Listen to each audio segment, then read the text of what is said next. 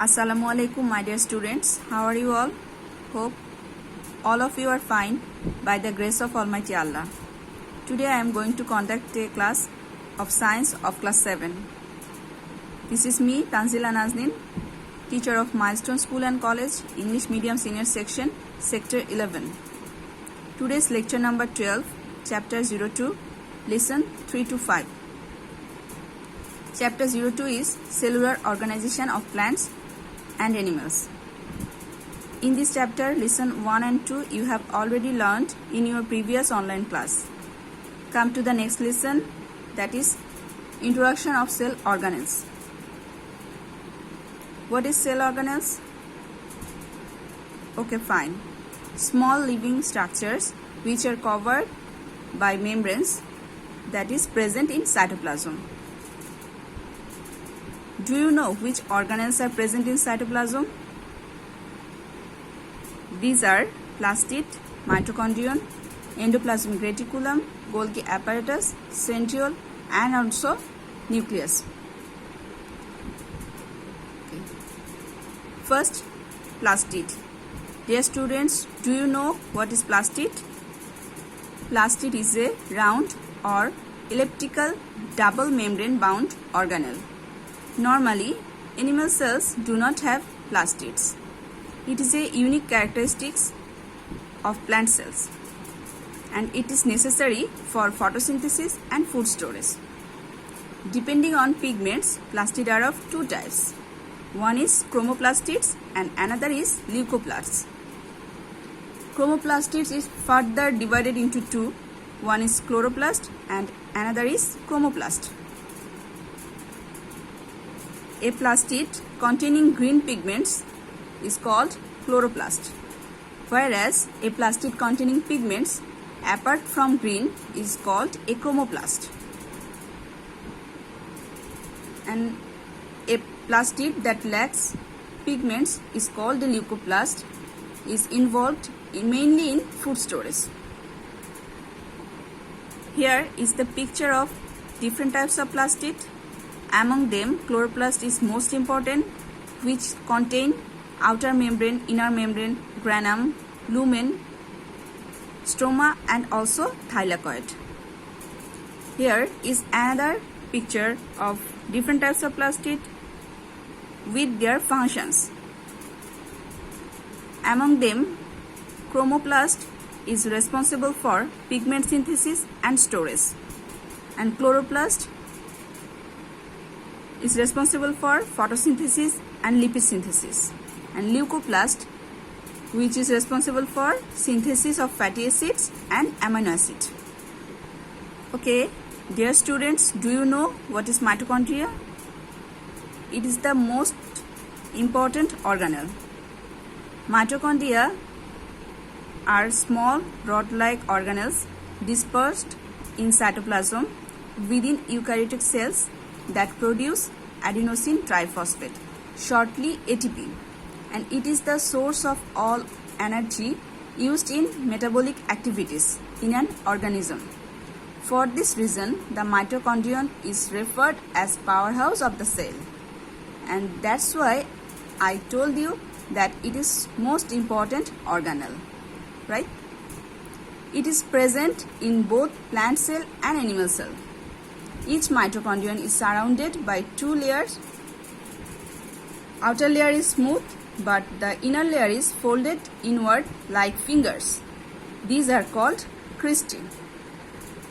Look very carefully. This is the structure of mitochondria, in which inner membrane, intermembrane space, matrix, ATP synthase particles, ribosome, granules, and also most important thing is DNA are present. Now come to know about the function of mitochondria. It produces ATP through process of cellular respiration, especially aerobic respiration, which requires oxygen. Citric acid cycle or Krebs cycle also takes place in the mitochondria.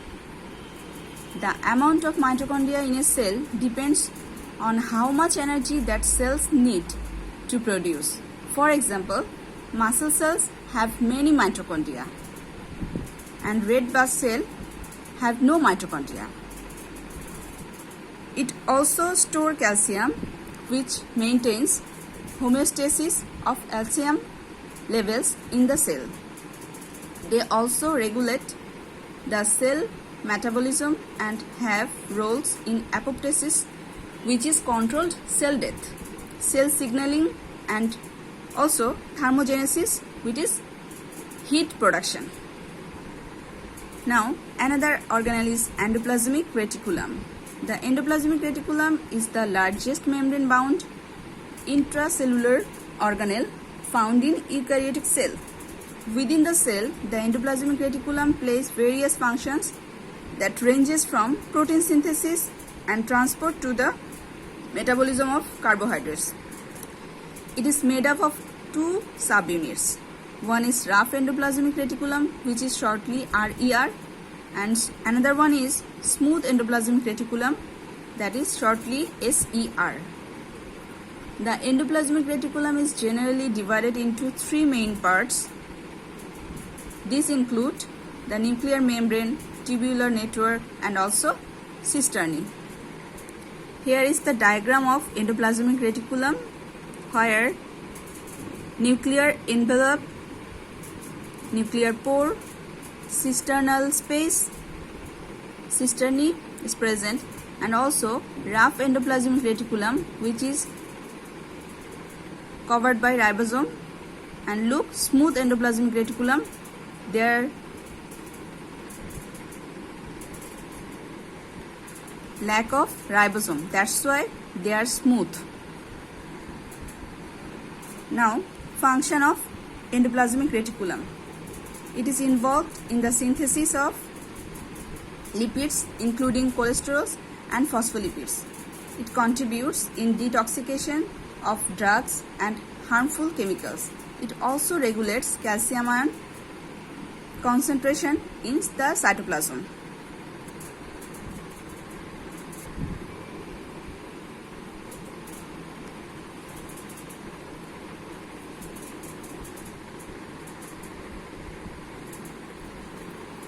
Now, what is its function? Its function is to secrete enzymes, hormones. It also creates lysosomes. The lysosome delivers raw ingredients to the endoplasmic reticulum. It also works together with endoplasmic reticulum to produce new cell. What is this, my dear students? This is the structure of centriole.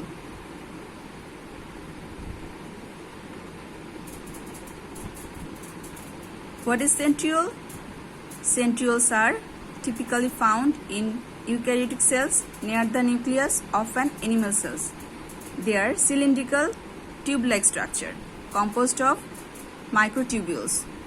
They are absent in higher plants and can be found in animal cells, lower plants, and also the base of cilia and flagella. Come to know about the functions of centrioles. The main function of centriole is to form ester during cell division.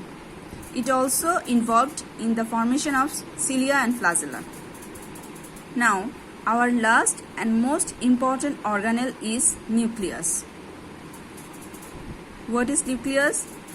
The nucleus is a membrane-bound organelle that contains genetic material, that is DNA, of eukaryotic organisms. It serves to maintain the integrity of the cell by facilitating transcription and replication processes. It is the largest and easiest organelles to identify under the microscope. Okay, this is the diagram of nucleus, and we know four main parts of the nucleus include a phospholipid bilayer membrane, nucleoplasm, nucleolus, and also chromatin fiber. Look very carefully.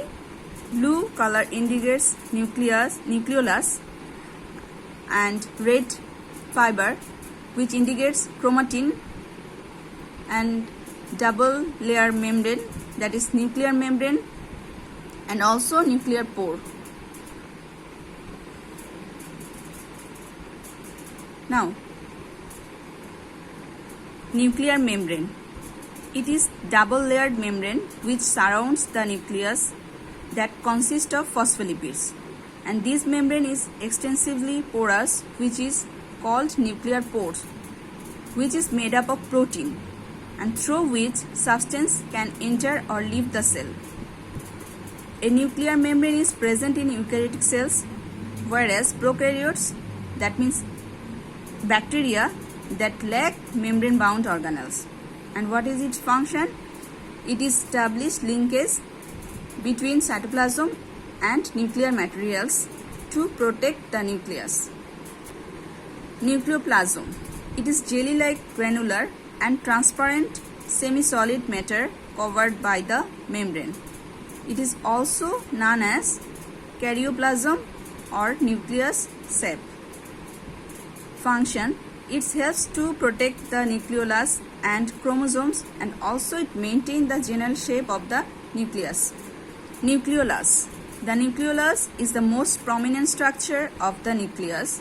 It is a small, round, bright and comparatively dense structure. Normally, a nucleus contains one nucleolus, and its function is the site of transcription and processing the ribosomal gene. Nuclear reticulum. It is also called chromatin fibers, which has intertwined thread-like structure floating in nucleoplasm. And its function is, at the cell division, it breaks into species. Each piece is called chromosomes. Here is the summary of main function of nucleus. Number 1 is protein synthesis, cell division and differentiation. Number 2, control the synthesis of enzymes involved in cellular metabolism. Number 3, controlling heredity traits of the organism. Number 4, store DNA strands, proteins and RNA. Number 5, site of RNA transcription, as for example mRNA required for protein synthesis. That's all about today's class. Here is some question for you, this chapter related question. Number 1 is, which organelles is responsible for pigmentation? Write down its function. Number 2, short note on Golgi body and centriole. Number 3, which organelles is called powerhouse? Write down its function and draw its diagram with proper labeling. And number 4, draw a diagram of nucleus and briefly describe its 4 main parts. I think I have discussed all these questions in my class, so you can learn easily from my lecture. So you should learn all these questions.